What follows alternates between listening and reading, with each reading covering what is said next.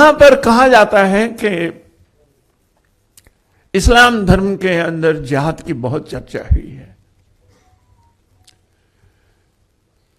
اب یہ جو سب کچھ پارلیمنٹ میں ہم کام کر رہے ہیں وہ جہاد کو لے کر کام نہیں کر رہے ہیں, ہم وچار کو لے کے کام کر رہے ہیں. اور جہاد کی بات بھی کب آ جاتی ہے؟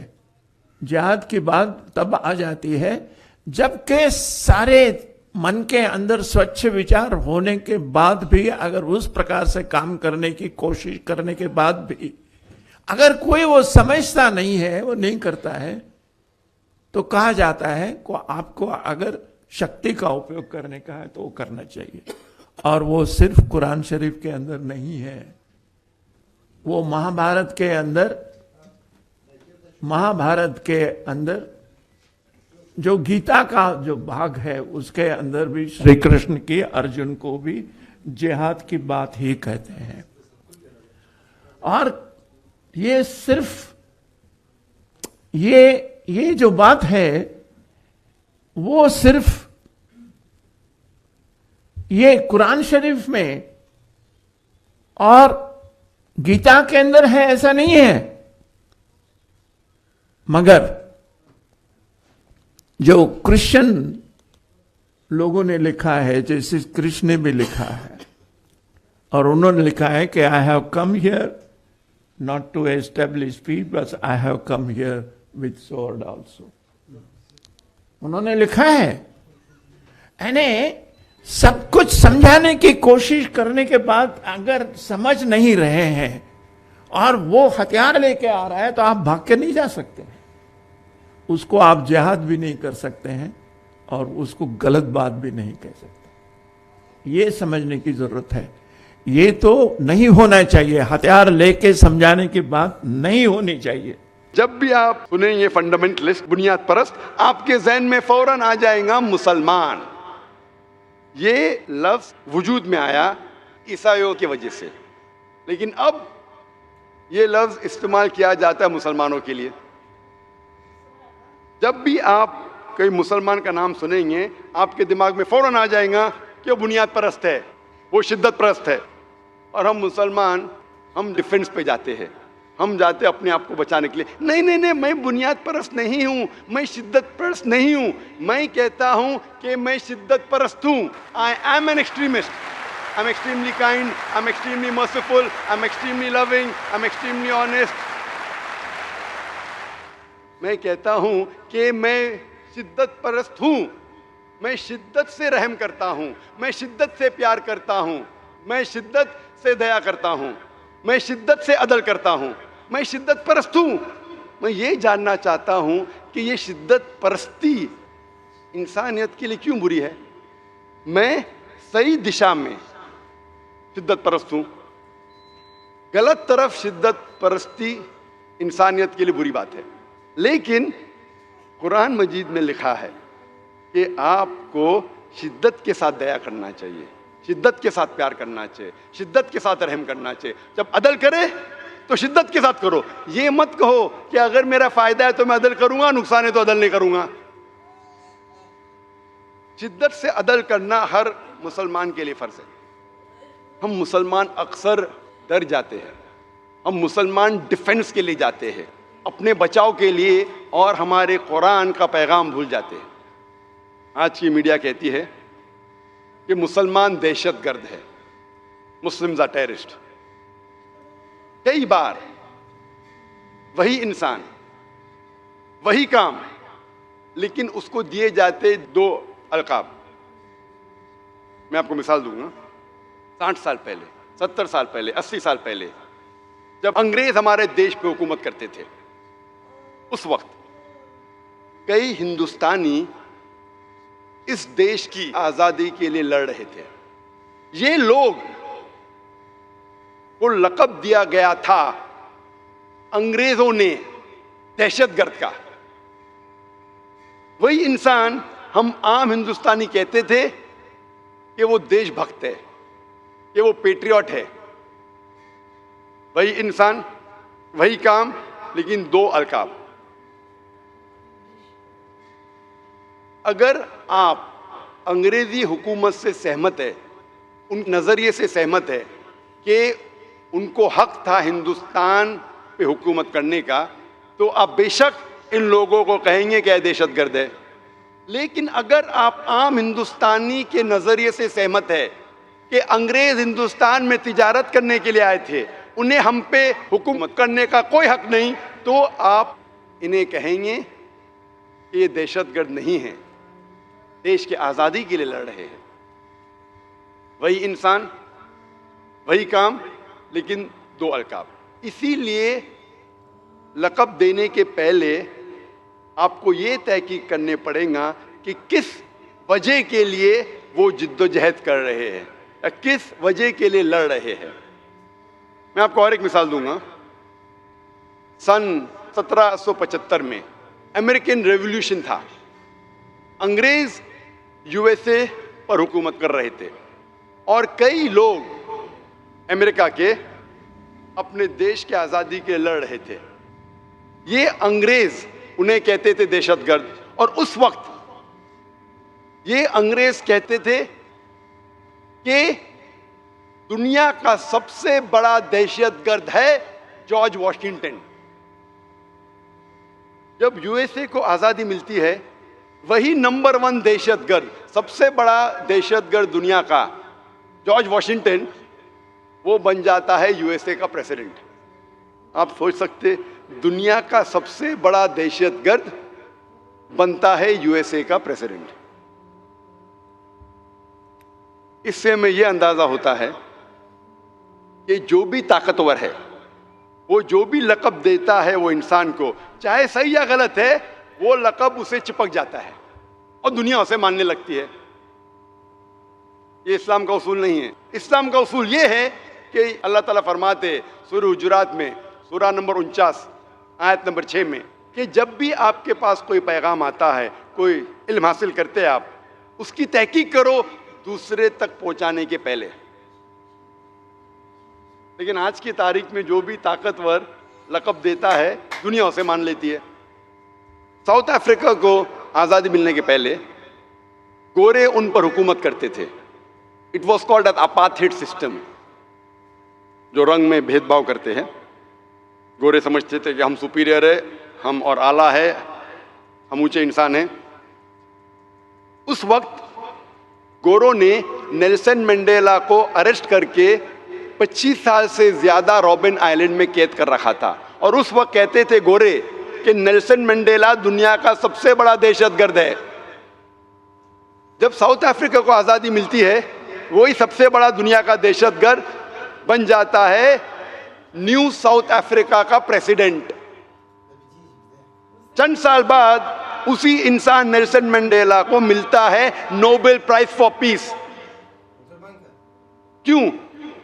نہیں کہ وہ برا انسان تھا اور اچھا بن گیا، اسی کام کے لیے جس کے لیے اسے 25 سال سے زیادہ قید کر رکھا تھا، اسی کام کے لیے اسے ملتا ہے نوبل پرائز فار پیس. سوچ سکتے دنیا کا سب سے بڑا دہشت گرد کو ملتا ہے نوبل پرائز فار پیس. یہ سارا میڈیا کا کھیل ہے. جس کو چڑھانے کا چڑھاتی ہے، جس کو اتارنے کا اتارتی ہے. دن کو رات میں تبدیل کرتی ہے، رات کو دن میں، کالا کو سفید، سفید کو کالا میں. میڈیا کو کالا کو سفید ثابت کرنا آسان ہے، سفید کو کالا ثابت کرنا آسان ہے. اسی لیے آپ دیکھتے اسلامک ٹیررزم ترجمہ کریں گے تو ہو جاتا ہے کہ امن کا دہشت گرد. یہ ہو سکتا ہے کیا؟ امن کی دہشت گرد. آج جو سب سے زیادہ بدنام اسلامک لفظ ہے، جس کے بارے میں سب سے زیادہ غلط فہمی ہے آج، وہ ہے لفظ جہاد. آج جہاد کے بارے میں سب سے زیادہ غلط فہمی ہے. نہ ہی غیر مسلمانوں کو غلط فہمی ہے، میڈیا کی وجہ سے کئی مسلمانوں کو بھی غلط فہمی ہے. صرف غیر مسلمان نے، مسلمان بھی اکثر سوچنے لگے کہ اگر کوئی بھی جنگ مسلمان لڑتا ہے، چاہے اپنے ذاتی فائدے کے لیے ہو، چاہے نام کے لیے ہو، چاہے پاور کے لیے ہو، چاہے زمین کے لیے ہو، چاہے مال کے لیے ہو، اسے کہتے ہیں جہاد۔ اسلام میں جہاد کے معنی یہ نہیں کہ کوئی مسلمان جنگ کر رہا ہے اپنے خود کے فائدے کے لیے، مال کے لیے، نام کے لیے، شہرت کے لیے، زمین کے لیے۔ جہاد کی صحیح معنی ہے وہ آتا ہے عربی لفظ جہادہ سے، جس کے معنی ہیں جد و جہد۔ انگلش میں کہیں گے ٹو اسٹرائیو اور ٹو اسٹرگل۔ تو جہاد کی معنی ہے ٹو اسٹرائیو اور اسٹرگل، جہاد کے معنی ہے جد و جہد۔ اور اسلامک پس منظر میں جہاد کے معنی ہے کہ اپنے غلط خواہشوں کے خلاف جد و جہد کرنا۔ جہاد کے معنی ہے کہ معاشرے کو بہتر بنانے کے لیے جد و جہد کرنا۔ جہاد کے معنی ہے کہ سیلف ڈیفنس میں اپنے آپ کو جنگ کے میدان میں بچانے کے لیے جد و جہد کرنا۔ جہاد کے معنی ہے کہ ظلم کے خلاف جد و جہد کرنا۔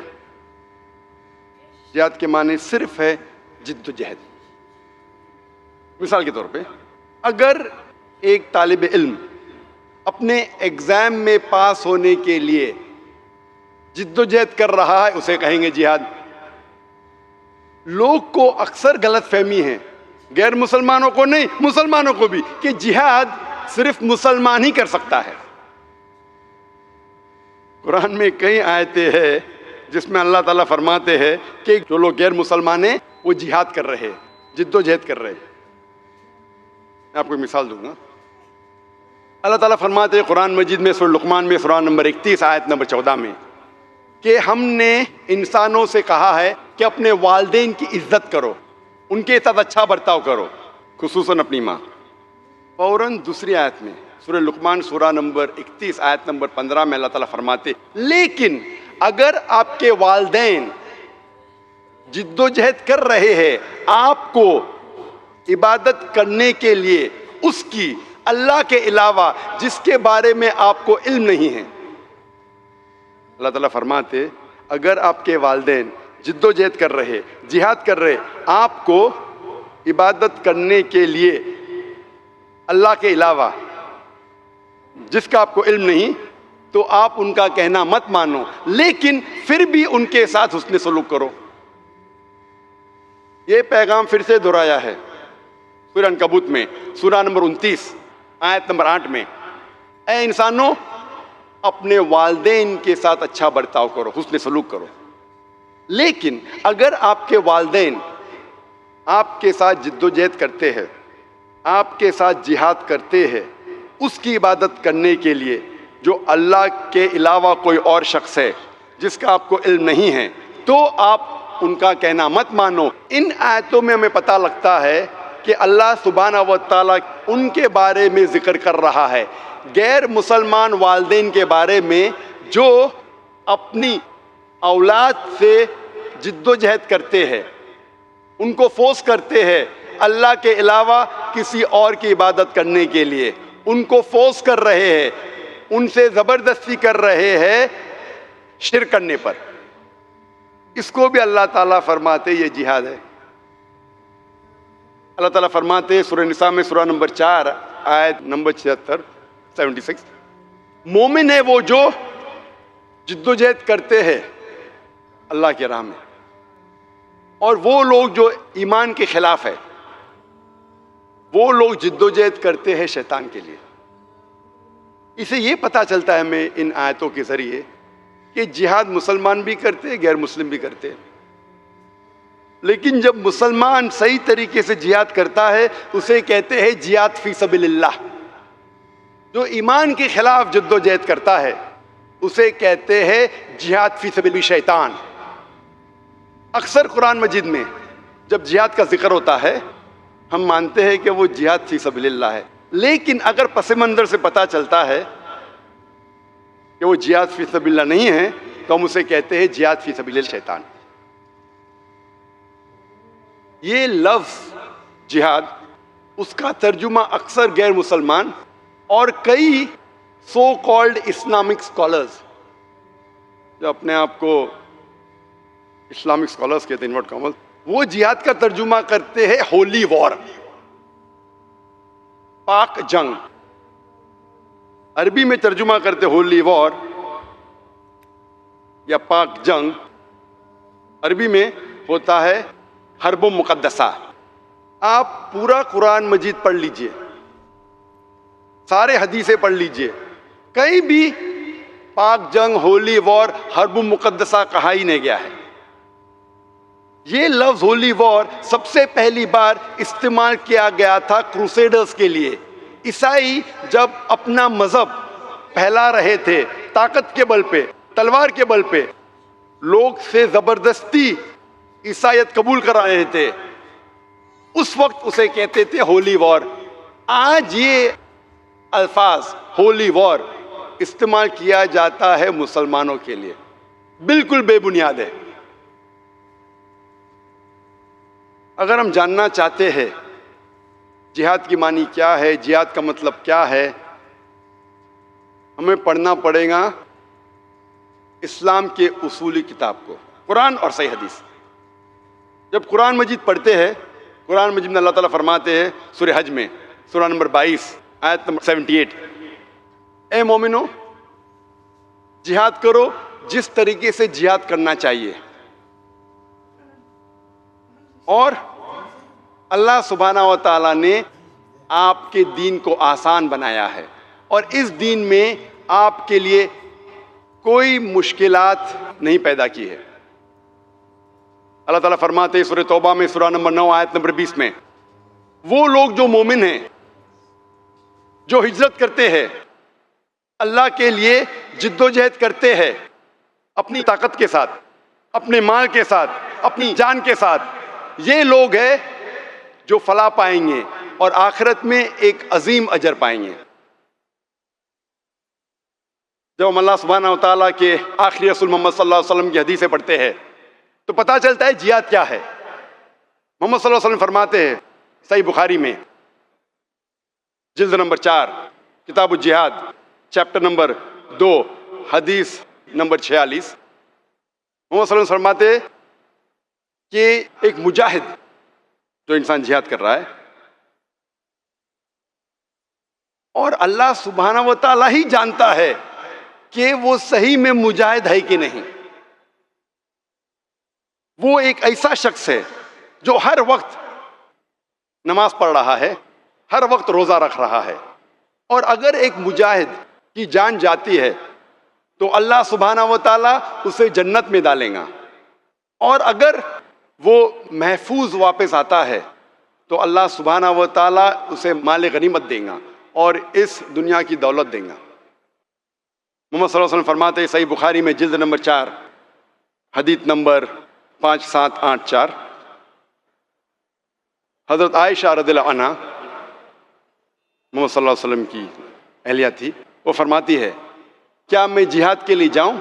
اللہ کے رسول فرماتے ہیں کہ تمہارے لیے مکمل حج جہاد ہے، پرفیکٹ حج از جہاد فار یو. محمد صلی اللہ علیہ وسلم فرماتے ہیں صحیح بخاری میں، جلد نمبر 4، حدیث نمبر 5972، ایک شخص محمد صلی اللہ علیہ وسلم کے پاس آتے ہیں اور کہتے ہیں کہ میں بھی جہاد میں جانا چاہتا ہوں. اللہ کے رسول فرماتے آپ کے پاس والدین ہیں؟ تو وہ شخص کہتا ہے جی ہاں. آپ کے لیے سب سے بہترین جہاد یہ ہے کہ آپ والدین کی خدمت کرو. محمد صلی اللہ علیہ وسلم فرماتے ہیں کہ آپ کے لیے سب سے بہترین جہاد وہ ہے کہ آپ کے والدین کی خدمت کرو. پتہ لگتا ہے کہ بہترین جہاد سچویشن کو دیکھ کے، وقت کو دیکھ کے، انسان کو دیکھ کے بدلتا ہے. اس کا مطلب نہیں کہ ہر انسان کی جس کے پاس والدین ہیں اس کے لیے والدین کی خدمت کرنا سب سے بہترین جہاد ہے. اس کا مطلب یہ نہیں. اس کا مطلب یہ ہے کہ اللہ کے رسول جانتے تھے اس کے والدین بیمار ہے، اس کے والدین کو ضرورت ہے اپنے لڑکے کی، اپنے بیٹے کی. اس وقت والدین کی خدمت کرنا اور بہتر ہے بنسبت جنگ کے میدان میں لڑنا حق کے لیے. تو وقت کو دیکھ کے، انسان کو دیکھ کے سب سے بہترین جہاد بدلتا ہے. ہم یہ نہیں اصول لے سکتے اگر میرے والدین ہیں تو میں جنگ کے لیے حق کے لیے لڑنے نہیں جاؤں گا. ہاں اگر والدین بیمار ہے, ان کو ضرورت ہے آپ کی, پھر والدین کی خدمت کرنا سب سے بہترین جہاد ہے. اللہ کے رسول محمد صلی اللہ علیہ وسلم فرماتے ہیں سنن نسائی میں حدیث نمبر 4209 کہ ایک شخص محمد صلی اللہ علیہ وسلم سے پوچھتا ہے کہ سب سے بہترین جہاد کیا ہے. اللہ کے رسول فرماتے کہ ایک حق کا جملہ ظالم حاکم سے کہنا سب سے بہترین جہاد ہے. اللہ کے رسول محمد صلی اللہ علیہ وسلم فرماتے صحیح حدیث میں, صحیح ابن حبان حدیث نمبر 4862, محمد صلی اللہ علیہ وسلم فرماتے مجاہد وہ انسان ہے جو اپنے خلاف جہاد کرتا ہے اللہ کے لیے, حق کے لیے, اور مہاجر وہ انسان ہے جو غلط سے صحیح کی طرف ہجرت کرتا ہے. ان حدیثوں سے ہمیں پتہ لگتا ہے کہ جہاد کسے کہتے ہیں, جہاد کا مطلب کیا ہے. اللہ سبحانہ وتعالیٰ فرماتے سورہ بقرہ میں سورہ نمبر 2 آیت نمبر 208 میں, یا ایھا الذین آمنو, اے مومنو, ادخلوا فی السلم کافہ, آپ اسلام میں پورے طور پہ داخل ہو اور آپ شیطان کے نقش قدم پر مت چلو, خطوات شیطان پر مت چلو. اللہ تعالیٰ کہتے کہ آپ اسلام میں پورے طور سے داخل ہو اور شیطان کے نقش قدم پر مت چلو, خطوات شیطان. قرآن میں کچھ جگہ آتا ہے کہ شیطان کی بات مت مانو, لیکن زیادہ وقت آتا ہے کہ شیطان کے نقش قدم پر مت چلو, خطوات شیطان. کیوں؟ کیونکہ جو ایک عام مسلمان ہے, عام مومن ہے, اگر شیطان اس کے پاس آئیں گا کھلے طور پر تو وہ اس کی بات بالکل نہیں مانیں گا. لیکن اگر ڈھکے چھپے انداز میں آئیں گا تو شاید عام مومن بہک جائیں گا, پختہ مومن نہیں بہکے گا. اللہ تعالیٰ فرماتے خطوات شیطان, شیطان کے نقش قدم پر مت چلو. میں مثال دوں گا, یہ میری مثال ہے. اگر ایک عام مومن کے پاس, عام ایک دم پختہ نہیں ہے, ذرا کمزور مومن ہے, اگر کوئی لڑکی کہیں گی ایک عام مومن کمزور مومن سے چلو رات ساتھ میں گزاریں گے, وہ کہیں گا بالکل نہیں, حرام ہے. لیکن اگر وہی لڑکی اس آدمی کو فون کریں گی تو وہ کہیں گا لڑکی سے فون پہ بات کرنا کیا حرج ہے, وہ زنا حرام ہے, لڑکی سے فون پہ بات کرنا نو پرابلم, کوئی حرج نہیں. تو چند بار لڑکی سے فون پہ بات کر لیتا ہے. پھر وہ لڑکی کہتی ہے کیوں نہ ہم میک ڈونلڈ جائے کوئی برگر کے لیے, یا کوئی نکڑ پہ کوئی چائے پانی کے لیے جائے. چائے پانی کے لیے جانا لڑکی کے ساتھ کوئی حرج نہیں. پھر چند دن بعد وہ لڑکی کہیں گی کیوں نہ ہم ڈنر کے لیے, کھانے کے لیے کوئی ریسٹورینٹ جائے. لڑکی کے ساتھ ڈنر کے لیے, کھانے کے لیے جانا کوئی حرج نہیں. پھر وہ لڑکی کہیں گی کیوں نہ رات گزارے, لڑکی کے ساتھ رات گزارنا کوئی حرج نہیں ہے. اسے کہتے ہیں خطوات شیطان. یہ قرآن میں نہیں لکھا, یہ خالی مثال ہے, میری مثال ہے. اس طریقے سے ایک کمزور مومن, شیطان پورے طور کھلے طور پہ آئیں گا تو آپ اس سے دور رہیں گے, لیکن چھپے طریقے سے. اسی لیے قرآن میں لکھا ہے کہ زنا کے قریب مت آؤ. زنا کرنا تو حرام ہے, زنا کے قریب مت آؤ. سورہ اسراء میں سورہ نمبر 17 آیت نمبر 32 میں, کیونکہ یہ ایک برا گناہ ہے اور دوسرے گناہ کی طرف لے جاتا ہے آپ کو. لیکن خطوات شیطان, شیطان کے نقش قدم, ڈھکے چھپے انداز میں شاید ایک کمزور انسان بہک سکتا ہے. اللہ کے رسول فرماتے ہیں صحیح مسلم میں جلد نمبر 1 کتاب ایمان حدیث نمبر 79 محمد صلی اللہ علیہ وسلم فرماتے کہ اگر آپ کوئی غلط چیز دیکھتے ہیں تو اسے ہاتھ سے روکیے. اگر ہاتھ سے نہیں روک سکتے تو کم از کم زبان سے روکیے. اگر زبان سے بھی نہیں روک سکتے تو کم از کم دل میں کوسو. اس وقت آپ سب سے نیچے درجے کے مومن ہیں. مثال کے طور پر اگر آپ دیکھ رہے ایک انسان, ایک آدمی کوئی عورت کے ساتھ غلط کام کر رہا ہے, बलात्कार कर रहा है, ज़िना बिल जब्र कर रहा है, अगर ताकत आपको अल्लाह ने दी, हाथ से रोकिए। हाथ से नहीं रोक सकते, कम से कम मुंह से बोलिए, भाई साहब मत करो, आपको डर है कि मैं हाथ से रोकूंगा तो मुझे मार देगा गोली से, तो कम से कम मुंह से रोकिए। अगर मुंह से नहीं रोक सकते, कम से कम दिल में कोसिए। अगर आप दिल में कोसेंगे तो सबसे नीचे दर्जे के मोमिन होंगे। लेकिन अगर अल्लाह ने आपको ताकत दी है रोकने की हाथ से और नहीं रोकेंगे तो अल्लाह आपसे ताकत ले लेगा। अगर आपको जबान की कुव्वत दी है बात करने की, और अगर आप गलत काम के खिलाफ बात नहीं करेंगे, अल्लाह ताला वो कुव्वत ले लेंगे आपसे। घोषणा तो हर इंसान कर सकता है, वो भी नहीं कर सकेंगे तो आप मोमिन ही नहीं है। मेरे नजदीक आज के इस हालात में, मेरे नजदीक सबसे बेहतरीन जिहाद है दावा। मेरे नजदीक आज के हालात को देख के सबसे बेहतरीन जिहाद है कि इस्लाम के खिलाफ जो गलत फहमियां लोग फैला रहे हैं, हर मुसलमान का फर्ज है कि वो दूर करे। ये रही हमारी आज की वीडियो। जिस तरह शुरू में उस पंडित से कुछ सवालात किए और बाद में डॉक्टर जाकिर नायक ने जो जवाब दिया, दोनों क्लिप आपने देख के उम्मीद है कि आपको पसंद आए हो। हम इस तरह की वीडियोस डेली अपलोड करते रहते हैं। अगर आपको इस तरह की वीडियोस देखना पसंद है तो आप हमारे चैनल को सब्सक्राइब करें और साथ में जो बेल नोटिफिकेशन है उसको ज़रूर दबाएं। जैसे ही आप सब्सक्राइब पर क्लिक करेंगे, साथ में वो बेल घंटी का ऑप्शन आएगा, उस पर भी क्लिक करें ताकि आने वाली कोई भी वीडियो मिस आपसे ना हो। और साथ में हम इस वीडियो के साथ लाइव भी अपलोड करेंगे। आप इस वीडियो को देखने के बाद हमारा लाइव भी ज़रूर देखें, वो भी बहुत ही दिलचस्प और इंटरेस्टिंग होने वाला है। वीडियो को लाइक और चैनल को सब्सक्राइब ज़रूर करें। अल्लाह हाफिज़।